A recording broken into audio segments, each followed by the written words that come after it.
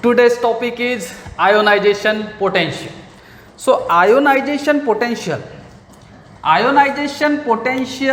or ionization energy.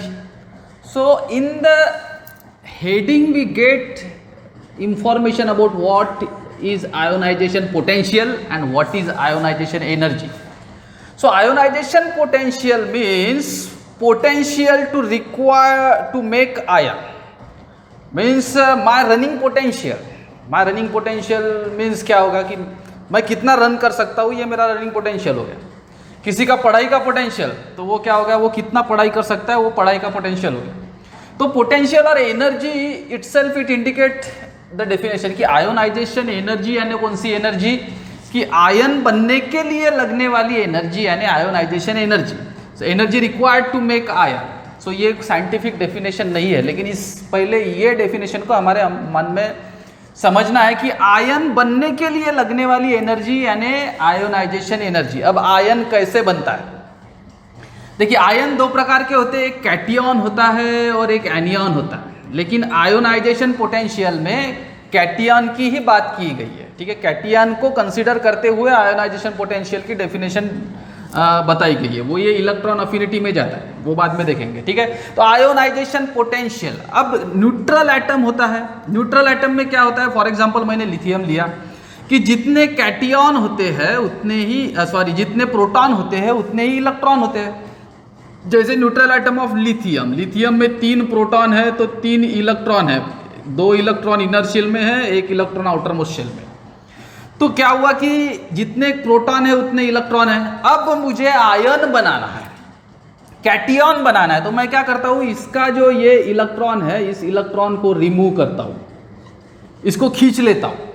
अब इसको जब मैं खींचूंगा, खींचने के बाद इलेक्ट्रॉन रिमूव करने के बाद क्या होगा कि इधर देखो 3 प्रोटॉन है 3 इलेक्ट्रॉन है, तो न्यूट्रल है, कोई भी चार्ज नहीं है. लेकिन जैसे मैंने एक इलेक्ट्रॉन निकाल लिया, एक इलेक्ट्रॉन निकालने के बाद क्या हुआ कि यहाँ पे 3 पॉजिटिव चार्ज है और 2 निगेटिव चार्ज है, यानी दोनों को ऐड किया तो एक पॉजिटिव चार्ज बचता है, इसलिए ये कैटियन बन गया. तो कैटियन कैसे बना, इलेक्ट्रॉन को रिमूव करके कैटियन बना.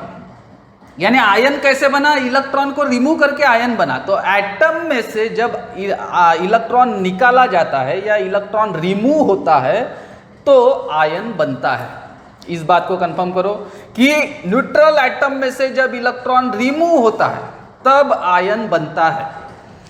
तब ये हो गई कि आयन कैसे बनता है. लेकिन न्यूट्रल एटम से हमें इलेक्ट्रॉन को निकालना है.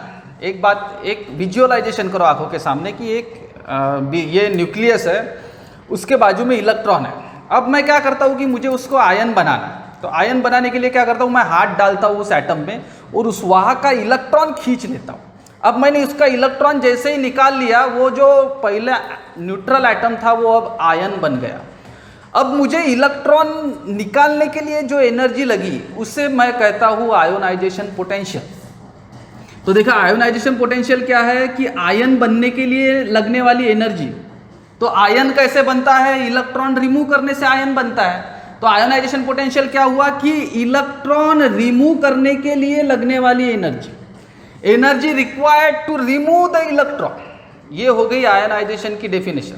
अब रिमूव इलेक्ट्रॉन, यहां पे भी वो डेफिनेशन खत्म नहीं होती, डेफिनेशन और आगे बढ़ती है.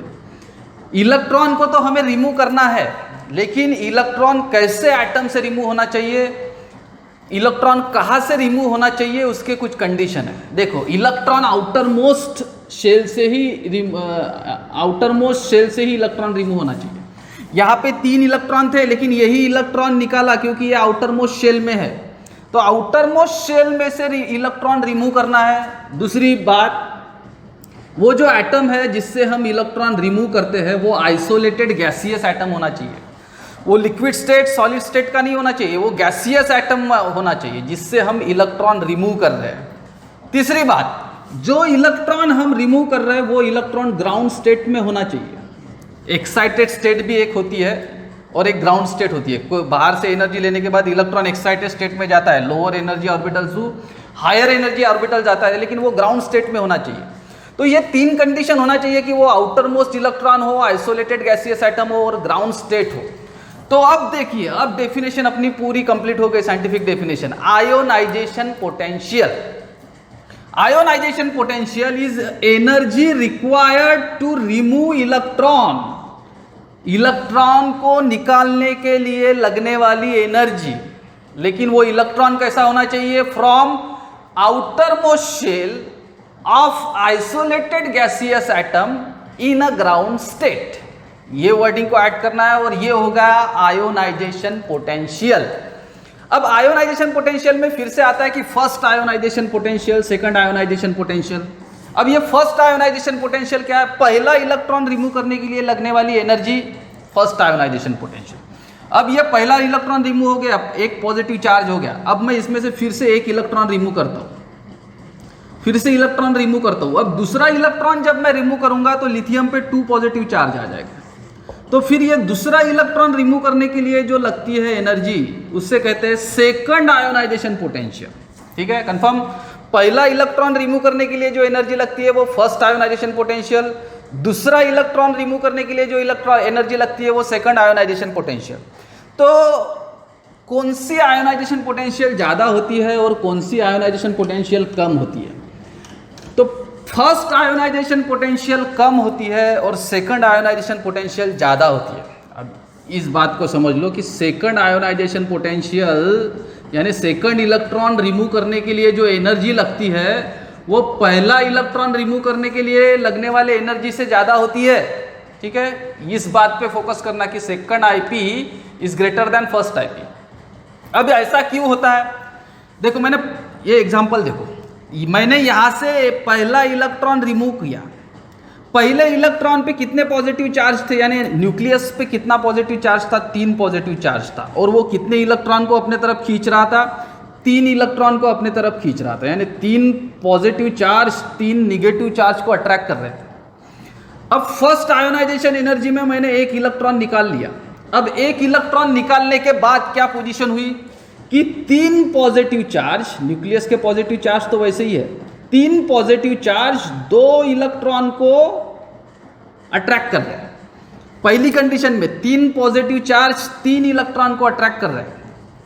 अब सेकंड आयोनाइजेशन पोटेंशियल में क्या हुआ कि एक इलेक्ट्रॉन रिमूव करने के वजह से, एक इलेक्ट्रॉन निकल जाने के वजह से पॉजिटिव चार्ज बढ़ गए कंपेयर टू निगेटिव चार्ज, यानी न्यूक्लियस का पावर बढ़ गया। अब उसके पास पावर ज़्यादा है, इलेक्ट्रॉन कम है, तो वो इलेक्ट्रॉन को और स्ट्रांगली अपने तरफ अट्रैक्ट करेगा। इसलिए इलेक्ट्रॉन निकालने के लिए, सेकंड इलेक्ट्रॉन निकालने के लिए ज़्यादा एनर्जी लगेगी। ठीक है, इस बात को अच्छे से समझ लेना। अगर एक बार देखने से नहीं समझ में आया तो रिपीटेशन में देखना, जरूर समझ में आएगा। और बाकी का आयोनाइजेशन पोटेंशियल का डिस्कशन हम झूम पे करने वाले हैं।